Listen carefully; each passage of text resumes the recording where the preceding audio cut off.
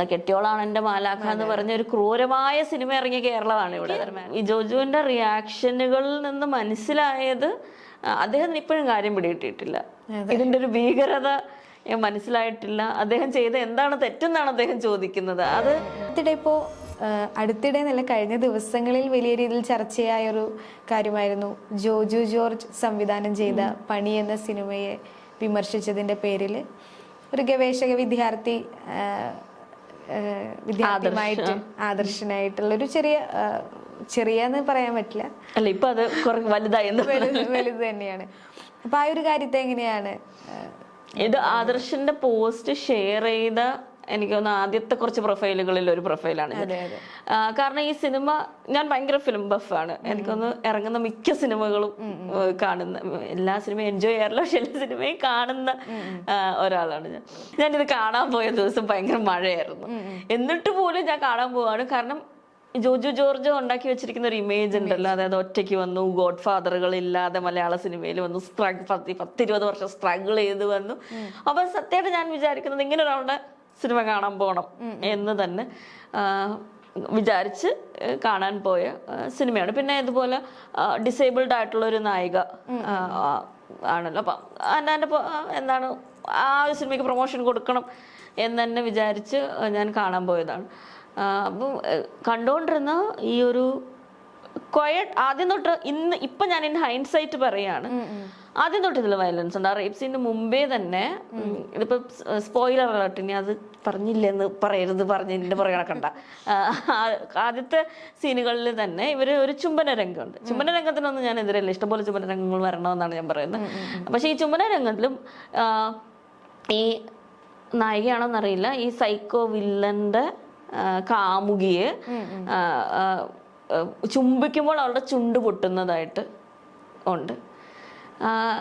അപ്പൊ ഇവർക്ക് ദേഷ്യം വരുന്നുണ്ട്, കാമുകിക്ക് ദേഷ്യം വരുന്നുണ്ട്. പക്ഷെ എങ്ങനെയാണ് ചുംബിക്കപ്പെടേണ്ടത് എന്ന് പിന്നീടുള്ള സീനുകളിലും വീണ്ടും ഇയാള് മറ്റു സ്ത്രീകളെയും ഇവരെയും തന്നെ ചുംബിക്കുമ്പോൾ ഇങ്ങനെ തന്നെയാണ് മുന്നോട്ട് പോകുന്നത്. അപ്പൊ അവിടെ തന്നെ ഒരു വയലൻസിന്റെ എലമെന്റ് അതിൽ കാണിക്കുന്നുണ്ട്. നമ്മൾ മുമ്പോട്ട് പോകുമ്പം ഈ സ്ത്രീകൾക്കെതിരെയുള്ള വയലൻസും ജനറലി അനാവശ്യമായിട്ട് ആ പ്ലോട്ടിന് ആവശ്യമില്ലാത്ത വയലൻസ് അതിനകത്ത് ഉണ്ട്. കാരണം പഴയ ഒരു പ്ലോട്ടാണ്, ബേസിക്കലി റേപ്പ് റിവെഞ്ച് സ്റ്റോറിയാണ് അത്. പക്ഷെ അനാവശ്യമായിട്ട് വീണ്ടും ഒരു വയലൻസിനെ അതിനേക്കാളും വയലന്റ് ആയിട്ടൊരു സീൻ, പിന്നെ അതിനേക്കാളും വയലന്റ് ആയ സീൻ, ഇങ്ങനെ വയലൻസിനെ അപ്പ് ചെയ്ത് പോകുന്ന ഒരു നാരറ്റീവ് ആണ് ഇതിനകത്ത് കാണിക്കുന്നത്. പക്ഷെ എസ്തെറ്റിക് ആയിട്ടുള്ള വയലൻസ് ഉണ്ടല്ലോ, ഇപ്പം വയലൻസിന് തന്നെ വയലൻസിനെ എസ്തെറ്റിക് ആയിട്ട് കാണിക്കാൻ പറ്റുന്നല്ല, വയലൻസിന്റെ എസ്തെറ്റിക്സ് ഉണ്ടല്ലോ. സുബ്രഹ്മണ്യപുരം പോലൊരു സിനിമയിൽ അവര് വയലൻസിന്റെ എസ്തെറ്റിക്സ് എക്സ്പ്ലോർ ചെയ്യുന്നുണ്ട്. ആ ഒരു രീതിയിൽ അല്ല, വളരെ ഷാലോ ആയിട്ടാണ് ഇതിനകത്ത് വയലൻസിനെ എക്സ്പ്ലോർ ചെയ്യുന്നത്. പക്ഷെ ഇതിങ്ങനെ മുമ്പോട്ട് പോയി കഴിഞ്ഞപ്പം കുറച്ച് കഴിഞ്ഞ് ഈ റേപ്പ് സീൻ വന്നപ്പം എനിക്കത് ശ്വാസം മുട്ടുന്ന തരത്തിൽ എനിക്ക് ബുദ്ധിമുട്ടാകുകയാണ്. You look away from the screen, but at the same time നമ്മൾ തിയേറ്ററിലല്ലേ, അപ്പൊ ഈ ഒച്ചയും എത്ര നേരം നമുക്ക് മുഖം തിരിഞ്ഞിക്കാൻ പറ്റുമെന്ന് അറിയില്ല. അപ്പം എൻ്റെ മുമ്പിലിരിക്കുന്ന ടീനേജ് പ്രായത്തിലുള്ള കുട്ടികളും ഇതുപോലെ തന്നെ, ഞാൻ ഇങ്ങോട്ട് മുഖം വെച്ചുകൊണ്ടിരിക്കുമ്പോൾ എനിക്ക് കാണാം ഇവര് മുഖം തിരിഞ്ഞിരിക്കുന്ന. നമുക്ക് അത്രയും വയലൻസ് എടുക്കാൻ ബുദ്ധിമുട്ടാണ്.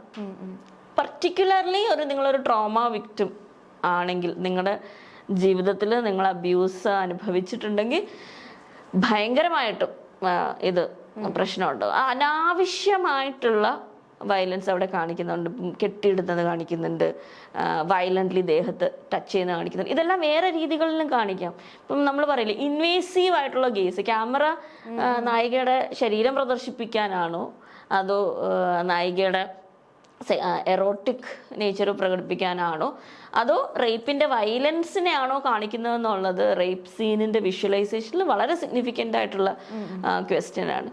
അല്ലാതെ എത്രയോ റേപ്പ് സീനുകൾ കേരളത്തിൽ ചിത്രീകരിക്കപ്പെട്ടിട്ടുണ്ട്. ഇപ്പൊ നമ്മളൊരു 70s തൊട്ടുള്ള സിനിമ എടുത്ത് നോക്കുകയാണെങ്കിൽ ഏകദേശം 2010, 2012 ഒക്കെ വരെയും റേപ്പ് പലപ്പോഴും ടിറ്റുലേഷന് വേണ്ടിയാണ്. ഇവർക്ക് സെക്സ് സീൻ കാണിക്കാൻ പറ്റാത്തത് കൊണ്ട് അതിനെ സബ്സ്റ്റിറ്റ്യൂട്ട് ചെയ്തൊരു റേപ്പ് സീൻ കാണുകയാണ്. നിങ്ങൾ എന്നും യൂട്യൂബിൽ പോയിട്ട് ഞാൻ ചെയ്തിട്ടുള്ള കാര്യമാണ്, നിങ്ങളും ചെയ്ത് നോക്കും. മലയാളം റൊമാൻസ് 1990s നടിച്ച റേപ്പ് സീൻ വരും. കാരണം റൊമാൻസ് എന്ന് പറയുന്നത് റേപ്പായിട്ടോ റൊമാൻസ് എന്ന് പറയുന്നത് സെക്സ് ആയിട്ടോ വിചാരിച്ചിരുന്ന ഒരു സെറ്റ് ഓഫ് ഫിലിം മേക്കേഴ്സ് ഉണ്ട്. അവരുടെ ആ ഒരു സമയത്തെ സമൂഹത്തിന്റെ പ്രശ്നമാണ്, അവരുടെ പരിമിതിയും കൂടെയാണത്. അവരുടെ പരിമിതിയെക്കാളും സൊസൈറ്റി അവർക്ക് കൽപ്പിച്ചു കൊടുക്കുന്ന പരിമിതിയുമാണ്. അതായത് അവർക്ക് കാണിക്കാൻ പറ്റുന്നില്ല. അപ്പൊ എന്താണ് ഒരു സെക്ഷൽ അറ്റാക്ക് അല്ലെങ്കിൽ അസോൾട്ടുമായിട്ട് സബ്സ്റ്റിറ്റ്യൂട്ട് ചെയ്യും. പക്ഷെ ഞാൻ വിചാരിച്ചിരുന്ന കഴിഞ്ഞൊരു 6-7 വർഷത്തിൽ കുറെ കൂടെ സെൻസിബിൾ ഫിലിം മേക്കേഴ്സ് വരികയും ആ സെൻസിബിൾ ഫിലിം മേക്കേഴ്സ് റേപ്പിന് കുറച്ചും കൂടെ റേപ്പ് ചെയ്യപ്പെടുന്ന വ്യക്തിയോട് എമ്പതി തോന്നിപ്പിക്കുന്ന രീതിയിൽ അതിനെ പോർട്രേ ചെയ്യുകയും എന്നുള്ള രീതിയിലേക്ക് നമ്മൾ എത്തിക്കഴിഞ്ഞു. അപ്പോഴാണ് നമ്മൾ ഈ തിരിച്ചുപോക്ക് കാണുന്നത്. അതൊരു വെറും തിരിച്ചുപോക്ക് മാത്രമല്ല, നമ്മളെ ഭയങ്കര ഇമ്പാക്റ്റ് ചെയ്യുന്ന എനിക്ക് പിന്നെ 2-3 ദിവസം എൻ്റെ തലയിൽ ഇത് റൺ ചെയ്യുന്നുണ്ടായിരുന്നു. അതും ഞാൻ ഭയങ്കര കുട്ടിയായിരുന്നപ്പോൾ അബ്യൂസ്ഡ് ആയപ്പെട്ട ഒരാളാണ്. അപ്പൊ എൻ്റെ വിചാരം ഞാനിതൊക്കെ തരണം ചെയ്തു എന്നാണ്. പക്ഷെ ഞാനിപ്പോ ഒരു എനിക്ക് എന്നെ അബ്യൂസ് ചെയ്യപ്പെട്ടത് ഞാൻ 13 വയസ്സൊക്കെ ഉണ്ടായിരുന്നപ്പോഴാണ്. എനിക്കിപ്പോ 35 വയസ്സായി. അപ്പം എൻ്റെ ഓർമ്മകളിൽ നിന്നല്ല അത് പോയി. പക്ഷെ ഇത് കണ്ടോണ്ടിരുന്ന സമയത്ത് പലപ്പോഴും ഞാൻ മറികടന്നു എന്നൊരു വിചാരിച്ച കാര്യം ഞാൻ ആക്ച്വലി മറികടന്നിട്ടില്ല. എന്നെ ഇത് എപ്പോഴും ഡിസ്റ്റർബ് ചെയ്യുന്നുണ്ട്, എന്നെ പിന്തുടരുന്നുണ്ട്, എൻ്റെ അബ്യൂസ് എനിക്ക് ഓർമ്മ വരുന്നുണ്ട് എന്നുള്ള രീതിയിൽ എന്നെ അത്രയും ഡിസ്റ്റർബിങ് ആയിട്ടുള്ളൊരു സീനാണത്. അപ്പം എങ്ങനെ ഒരു സെൻസർ ബോർഡ് കൊടുക്കാതെ അനുവദിച്ചു എന്നുള്ളത് എനിക്കറിയില്ല. അതേ ഒരു ചോദ്യം തന്നെയായിരിക്കും ആദർശം തന്നെയാണ് ചോദിക്കുന്നത്. അതിനകത്ത് ഇങ്ങനെ നിങ്ങൾ ഇങ്ങനെയാണോ ഇത് കാണിക്കേണ്ടത്? ഇത്രയും വയലൻസിന്റെ ആവശ്യമുണ്ടോ? അതിലെ ഹീറോയിസം പണ്ട് നമ്മൾ വടക്കഞ്ചേരി മനയിൽ ഉപേക്ഷിച്ച ഹീറോയിസത്തിന് തിരിച്ചു കൊണ്ടുവരേണ്ടതുണ്ടോ? അത് വളരെ രസകരമായിട്ടാണ് എഴുതിയത്. അതൊരു FB പോസ്റ്റാണ്. ആ FB പോസ്റ്റ് ഇന്നായിരിക്കും ഇത്രയും പേര് വായിച്ചത്. ഞാനത് ഷെയർ ചെയ്യുമ്പോൾ അതിനാകെ 35 ലൈക്ക് മാത്രമുള്ള ഒരു പോസ്റ്റ് ആയിരുന്നു. മേ ബി ഞാൻ 3-ാമത്തെയോ 4-ാമത്തെയോ ആളാണത് ഷെയർ ചെയ്യുന്നത്. അതിന് ത്രെറ്റൻഡ് ആകേണ്ട ആവശ്യമില്ല. എന്നെ സംബന്ധിച്ച് ആദർശ് ചെയ്തത് ഇവിടെയുള്ള സ്ത്രീകളോടും കുട്ടികളോടും വലിയ സേവനമാണ് ആദർശ് ചെയ്തത്. ഇങ്ങനെ ഒരു വാണിംഗ് ഉണ്ടായിരുന്നെങ്കിൽ ഞാൻ പോവില്ലായിരുന്നു. എൻ്റെ 2-3 ദിവസം ഭക്ഷണം കഴിക്കുന്നതും എൻ്റെ ജോലി ചെയ്യുന്നതിൽ നിന്നും എന്നെ ഈ ഒരു ഇമേജ് എന്നെ ഹോണ്ട് ചെയ്യില്ലായിരുന്നു. പക്ഷെ അതിന് അതിന് ഇത്രയും വലിയൊരു ഇഷ്യൂ ആയി നമുക്ക് നമ്മുടെ സ്വാതന്ത്ര്യമല്ലേ ഒരു സിനിമയ്ക്ക് റിവ്യൂ ഇടുന്നതും അത് നമുക്ക് ഇഷ്ടമുള്ള ഗ്രൂപ്പുകളിൽ ഷെയർ ചെയ്യുന്നതും. അതിൽ ത്രെറ്റൻഡ് ആകേണ്ട ആവശ്യമുണ്ടോ എന്ന് പോലും എനിക്കറിയില്ല. എനിക്ക് ഈ ജോജുവിൻ്റെ റിയാക്ഷനുകളിൽ നിന്ന് മനസ്സിലായത് അദ്ദേഹത്തിന് ഇപ്പോഴും കാര്യം പിടികിട്ടിയിട്ടില്ല. ഇതിൻ്റെ ഒരു ഭീകരത മനസ്സിലായിട്ടില്ല. അദ്ദേഹം ചെയ്ത എന്താണ് തെറ്റെന്നാണ് അദ്ദേഹം ചോദിക്കുന്നത്. അത് അത്രയും ജെൻഡർ ഇൻസെൻസിറ്റിവിറ്റി അവിടെ വർക്ക് ചെയ്യുന്നുണ്ട്. അതിന് ആദർശിനെതിരെ വരുന്ന പോസ്റ്റുകളിൽ എനിക്ക് മനസ്സിലാകുന്നതാണ് റേപ്പ് ഒരു വളരെ നിസ്സാര കാര്യമായിട്ട് ആണ്. അല്ലെങ്കിൽ ഈ റേപ്പ് കാരണം അല്ലെങ്കിൽ ഇങ്ങനെ ഒരു അബ്യൂസ് കാണുന്നത് കാരണം ഈ കുട്ടികൾക്കും ഇത് ആണുങ്ങൾക്കും വരുമെന്നാണ് തോന്നുന്നത്. എൻ്റെ പാർട്ട്ണറൊക്കെ വളരെ ഡിസ്റ്റർബ്ഡായി. ഇൻഫാക്ട് ഡിസ്റ്റർബ്ഡ് ആയി നമുക്ക് ഇന്റർവെല്ലിൽ പോകാന്ന് പറഞ്ഞാൽ പറഞ്ഞില്ല, മഴയുള്ള ദിവസമായിരുന്നു, ഞങ്ങൾക്ക് കാർ എടുക്കാൻ പറ്റില്ല, സ്റ്റക്കായി പോയി. അങ്ങനെ ഡിസ്റ്റർബ്ഡ് ആകുന്ന ലാർജ് സെറ്റ് ഓഫ് മനുഷ്യരുണ്ട്. അവരുടെ ഡിസ്റ്റർബൻസിനെ പോലും ഇവർക്ക് മനസ്സിലാകുന്നില്ല.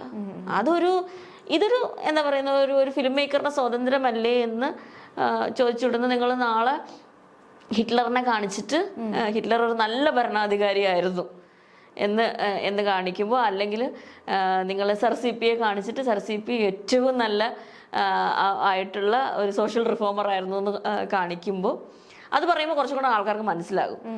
പക്ഷെ എത്ര വലിയ ക്രൈമാണ് ഇത് ചെയ്യുന്നത്, ഒരു മനുഷ്യൻ ഇത്ര മെന്റൽ ട്രോമ ഉണ്ടാക്കുന്നതെന്ന് മനസ്സിലാകായ്മ എമ്പത്തി ഇല്ലാത്തത് കൊണ്ടാണ്. അത് ഫിലിം മേക്കേഴ്സിന്റെ സൈഡിൽ നിന്ന് ഉണ്ട്. അറ്റ് ദ സെയിം ടൈം ഇതിൽ കമന്റ് ചെയ്യുന്ന പല മനുഷ്യരുടെ കമന്റുകളിൽ നിന്ന് നമുക്ക് മനസ്സിലാകുന്ന ഇതാണ്. നമ്മൾ ഒരുപാട് ഗ്രോ ചെയ്യണം. പിന്നെ കുറെ കമന്റുകൾ ഫേക്ക് പ്രൊഫൈലുകൾ എന്നാണെന്ന് എനിക്ക് തോന്നുന്നത്. ഞാനീ പറഞ്ഞല്ലോ എനിക്കിങ്ങനെ പേഴ്സണൽ ട്രോമ ഉണ്ടാക്കിയെന്ന്. പക്ഷെ ആ ട്രോമയെക്കാളും ഒരു ഇഷ്യൂ എന്ന് പറയുന്നത്, ഇത് ഒരുപാട് ഫെമിനിസ്റ്റ് ഫിലിം മേക്കേഴ്സ് പറഞ്ഞിട്ട് ഉള്ള കാര്യം തന്നെയാണ്. ഈ വിഷ്വലൈസേഷൻ ഓഫ് വയലൻസ് ഉണ്ട്, വയലൻസിനെ സ്ക്രീനിൽ കാണിക്കുന്നത്. പലപ്പോഴും നമ്മളെ ഈ ജെൻഡറിൻ്റെ കാര്യത്തിൽ, ഇപ്പോൾ ഡൊമസ്റ്റിക് വയലൻസ് ആണെങ്കിലും മാരിറ്റൽ റേപ്പ് പോലുള്ള കാര്യങ്ങളാണെങ്കിലും, എന്താ കെട്ടിയോളാണ് എൻ്റെ മാലാഖ എന്ന് പറഞ്ഞ ഒരു ക്രൂരമായ സിനിമ ഇറങ്ങിയ കേരളമാണ് ഇവിടെ. അതായത് മാരിറ്റൽ റേപ്പ് ചെയ്ത ആള് അവസാനം ഒരു സെയിൻറ്റ് പോലെ കാണിച്ച അയാൾക്ക് കർഷകശ്രീ അവാർഡ് വരെ കൊടുക്കുന്നു. എന്നിട്ട് ആ റേപ്പ് ചെയ്യപ്പെട്ട സ്ത്രീ എന്നിട്ട് അയാളെ കൺഗ്രാജുലേറ്റ് ചെയ്യുകയാണ്, എനിക്ക് കർഷകശ്രീ അവാർഡ് കിട്ടിയല്ലോ. അയാൾ പാവമാണ്, അയാൾ പാവമായിട്ട് മദ്യപിച്ചത് കൊണ്ടാണ്, അയാളെ കളിയാക്കപ്പെട്ടത് കൊണ്ടാണ് അയാൾ റേപ്പ് ചെയ്തതെന്ന് പറഞ്ഞ അങ്ങനത്തെ ഒരു ലോജിക്കൽ ഒരു സിനിമ ഇറങ്ങിയ നാടാണെന്നും കൂടെ ആലോചിക്കണം. അതിന് ഒരുപാട് നാളൊന്നും ആയിട്ടില്ല. പക്ഷെ ഇതിലൂടെ എല്ലാം അതിനകത്ത് അതിനകത്ത് ആ ഫിലിം മേക്കറിന് ആ റേപ്പ് കാണിക്കാതിരിക്കാനുള്ള വിവരമെങ്കിലും ഉണ്ടായി. പക്ഷെ മേ ബി ഈ നായകനെ ജസ്റ്റിഫൈ ചെയ്യാനായിരിക്കും അങ്ങനെ കാണിക്കാതിരുന്നത്. But whatever it is. പക്ഷെ നമ്മൾ പണിയിലെത്തുമ്പോൾ ഇത്രയും ക്രൂരമായിട്ടുള്ളൊരു അല്ലെങ്കിൽ നമ്മൾക്കിങ്ങനെ പ്രശ്നം ഉണ്ടാക്കുന്ന രീതിയിലുള്ള റേപ്പ് കാണിക്കുമ്പോൾ പലപ്പോഴും സംഭവിക്കുന്നത് എന്താന്ന് പറഞ്ഞാൽ, ഈ വയലൻസ് വിഷ്വലൈസ് ചെയ്ത് കഴിയുമ്പോൾ ബാക്കിയുള്ള ഈ നമ്മുടെ സമൂഹം ഇപ്പോഴും ലാർജ്ലി പേട്രിയാർക്കലും മിസോജിനിസ്റ്റുമായിട്ട് തന്നെയാണ് നിൽക്കുന്നത്. ഈ ബാക്കി ഉള്ള ഒരു സെറ്റ് ഓഫ് ആണുങ്ങൾക്കെങ്കിലും വിചാരിക്കണോ, ഞാൻ ഇത്രയും ക്രൂരനല്ലല്ലോ, ഞാനൊരു അടിയൊക്കെ കൊടുക്കുന്നല്ലേ ഉള്ളൂ, ഞാൻ ഇത്രയും ക്രൂരമായിട്ട് റേപ്പ് ചെയ്യുന്നില്ലല്ലോ, ഞാൻ ഫോഴ്സ്ഡ് ആയിട്ടൊരു കിസ് ചെയ്യുന്നതല്ലേ ഉള്ളൂ, അല്ല ഞാൻ ഇത്രയും വലിയ ക്രൂരത കാണിക്കുന്നില്ല. അപ്പൊ ആ വയലൻസിന്റെ ബാർ താഴ്ക്കും. അതൊരു ലാർജർ പ്രശ്നമാണ്. അതായത് ഭയങ്കര ക്രൂവൽറ്റികളെ കാണിക്കുന്നത് വഴി ഞാൻ ഇത്ര ഒന്നും ചെയ്യുന്നത്, ഭയങ്കര ക്രൂവൽറ്റികൾ കാണിച്ചുകൊണ്ട് മൈക്രോ അഗ്രഷൻസിനെതിരെ ഒരു നാരറ്റീവ് സൃഷ്ടിക്കപ്പെടും അവിടെ. അതായത് ഈ എവ്രിഡേ വ്യവഹാരത്തിൽ വരുന്ന, നമ്മുടെ ദൈനംദിന വ്യവഹാരത്തിൽ വരുന്ന വയലൻസുകളുണ്ടല്ലോ, സ്ത്രീകൾക്കോ മേജർലി സ്ത്രീകൾക്കെതിരെ ബാക്കിയുള്ള വിഭാഗങ്ങൾ, ഞാൻ അത്രയും ക്രൂവൽ അല്ലല്ലോ എന്ന് കാണിച്ച് ചില ക്രൂവൽറ്റികൾ അല്ലെങ്കിൽ ചില വയലൻസുകളെ സാങ്ഷൻ ചെയ്യപ്പെടും. അതുകൊണ്ടാണ് ഈ എക്സ്ട്രീം ക്രൂവൽറ്റി, എക്സ്ട്രീം വയലൻസ് കാണിക്കുന്നതിന് ഉള്ള ഏറ്റവും വലിയ പ്രശ്നം ഇതാണ്. ബാക്കിയുള്ള വയലൻസിന് പലപ്പോഴും പ്രശ്നമല്ല എന്നുള്ള രീതിയിൽ അതിന് സ്ലൈഡ് ചെയ്തു പോകാനുള്ള ഇടം സൃഷ്ടിച്ചത് കൊടുക്കും.